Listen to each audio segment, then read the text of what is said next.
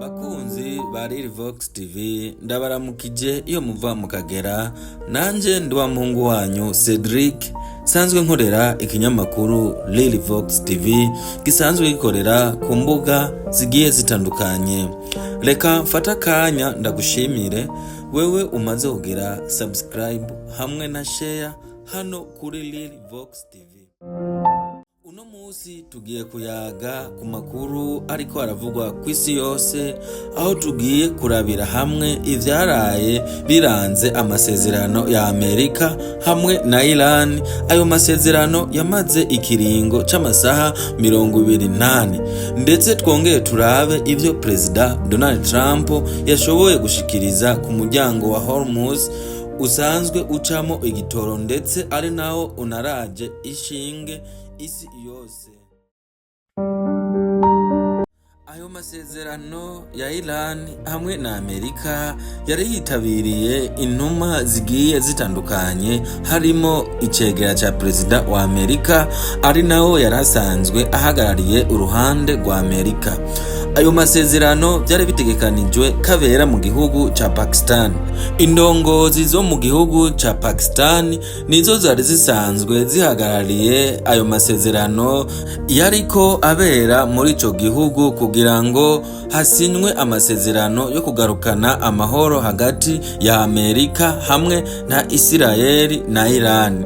Nubwo bitakunze ko ayo masezerano ategwa ko umukono, ariko yari yatwaye ikiringo kingana n'amasaha 21 kugira ngo barabe ko bashobora gusinya amasezerano yo kugarukana amahoro. Ni mu gihe igihugu ca Amerika case ivyo Iran yari yashikirije kugira ngo hashobore kuba ayo masezerano yo kugarukana umutekano, ndetse n'igihugu ca Iran naco nyene congera kiranka ivyo Amerika yariko irasaba kugira ngo ayo masezerano ashobore gutegwa ko umukono, ashobore kuboneka amahoro, ndetse n'umuryango wa Hormuz ushobore kugurugwa.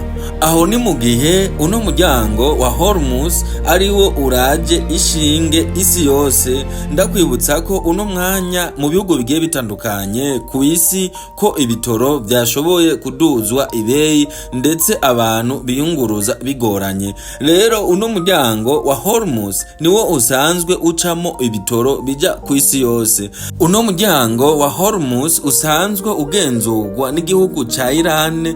Igihugu ca Iran carawugaye ku buryo ashobora guca imeri z'ibitoro zicaguwe n'igisirikare ca Iran.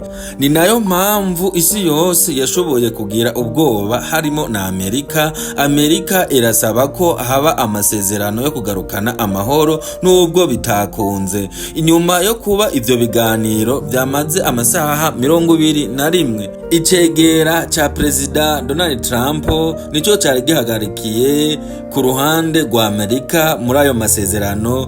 Yashoboye gushikiriza ko ivyo biganiro byo kugarukana amahoro ko vyaramaze amasaha 21, ariko nubwo byatwaye uwo mwanya wose vyarangiye ata amasezerano asinywe yo kugarukana amahoro kuri ivyo bihugu vyomwe uko ari bitatu, Amerika na Israel hamwe na Iran. Ino ntambara ya Israel na Iran hamwe na Amerika irabujije amahoro isi yose, kumvo zuko uno muryango wa Hormuz usanzwe ucamo ibintu byinshi bigiye bitandukanye, cyane cyane igitoro gisanzwe kija ku isi yose.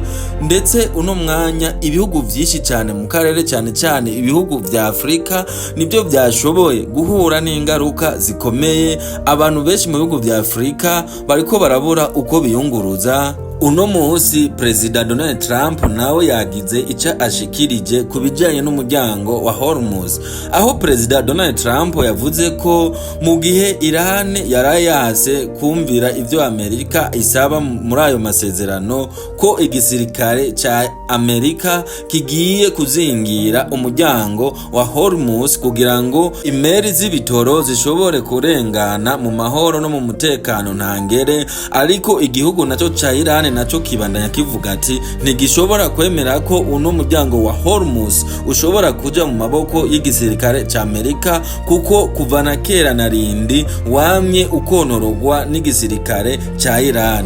Ino ntambara irabujije amahoro abantu benshi cyane bagiye batandukanye ku isi, ndetse n'abanyamitahe benshi bamaze guhomba ibintu byinshi bivuye kuri ino ntambara.